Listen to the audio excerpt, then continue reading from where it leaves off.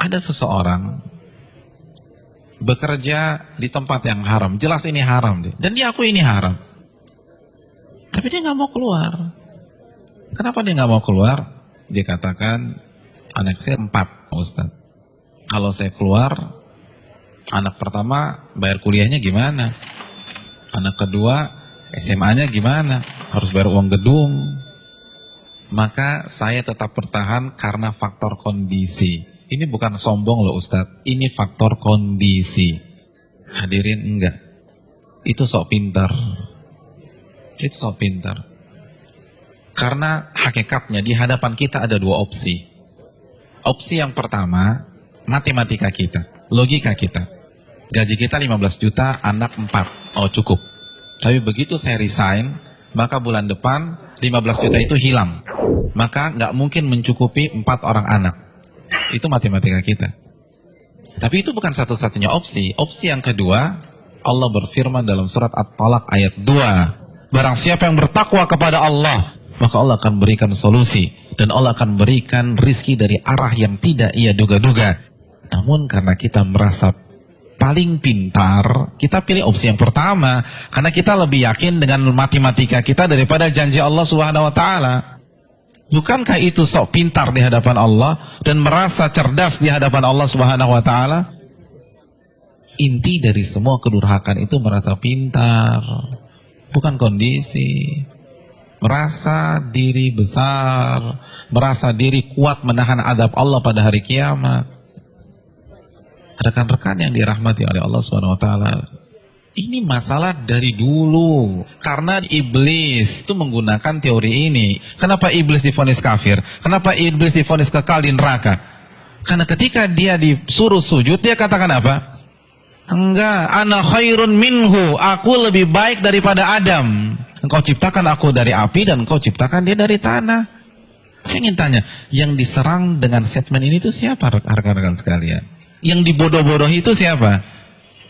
Allah, bukan Adam.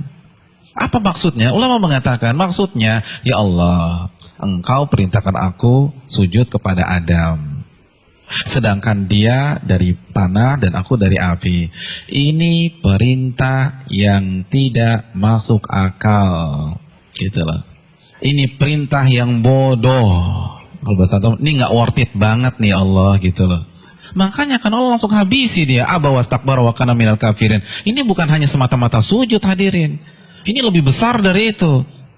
Nah begitu juga dengan orang yang banyak maksiat sekarang. Ya nggak mungkin lah ada orang mengatakan ngaku muslim gue lebih pintar dari Allah. Enggak lah. Tapi dengan cara dia membantah ayat Allah, menolak hadis Nabi, itu kan merasa pintar. Merasa pintar. Akhirnya dibantah, dijawab. Hadirin, simpel aja, saya kasih 2 contoh dalam masalah ini. Asy-Syu'ara ayat 61, ini jelas. Ketika Allah perintahkan Nabi Musa untuk lari, untuk keluar dari Mesir. Lalu apa yang terjadi? Dan ketika kedua kelompok itu sudah saling melihat, Fir'aun sudah melihat Nabi Musa di hadapannya, dan Musa kalau menoleh sudah melihat Fir'aun. Inna lamudrakun. Maka sebagian pengikut Nabi Musa itu mengatakan kita akan tertangkap. Kita akan tertangkap. Kenapa? Depan laut merah, belakang Fir'aun. Logika main, ketangkap. Matematika main, ketangkap. Lalu apa kata Nabi Musa? Qala kalla, bukan begitu. Inna ma'iya rabbi sayahdin. Sesungguhnya Allah bersamaku dan Allah akan memberikan petunjuk.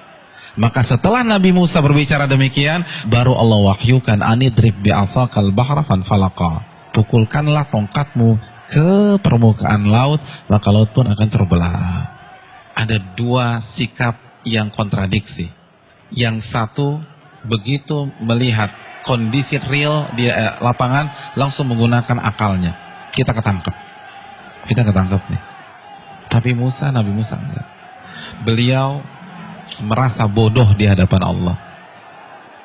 Maka beliau tidak menggunakan pemikirannya, tidak menggunakan logikanya, tidak menggunakan matematikanya.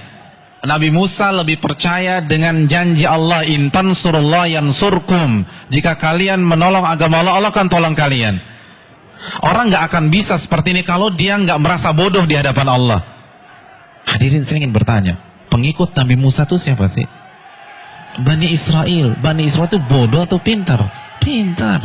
Dan Nabi Musa adalah anak bangsa Bani Israel yang tercerdas pada saat itu. Yang satu merasa bodoh, yang satu merasa pintar. Dan yang benar adalah yang merasa bodoh di hadapan Allah. Ternyata seluruh analisa, prediksi yang diucapkan oleh seluruh orang-orang yang mengatakan kita akan ketangkap salah semua. Bukankah itu pelajaran bagi kita? Bukan berarti kita nggak boleh menggunakan akal sehat, enggak. Tapi kalau sudah berhadapan dengan perintah yang jelas, larangan yang jelas, merasa bodohlah di hadapan Allah. Jangan kritik, nggak mungkin Ustaz. Ini nggak make sense nih Ustaz. Ini nggak dapat hitung-hitungannya. Tuh Anda baru lagi merasa pintar. Emangnya Allah nggak bisa mengkayakan Anda dari jalan-jalan yang Anda nggak duga? Contoh yang terakhir, jelas-jelas surat As-Saffat ayat 102. Perintah jelas. Allah perintahkan Nabi Ibrahim untuk menyembelih putranya. Lalu Nabi Ibrahim lakukan hal tersebut. Kita sudah bahas. Hadirin yang dirahmati oleh Allah Subhanahu wa taala. Nabi Ibrahim kenapa tetap menyembelih putranya? Karena merasa diri bodoh di hadapan Allah. Karena kalau pakai matematika dan logika, itu jelas sudah nggak boleh disembelih. Buang orang terbaik kok. Beliau akan komplain kalau beliau merasa pintar saja, beliau akan komplain, kenapa anak saya disembelih?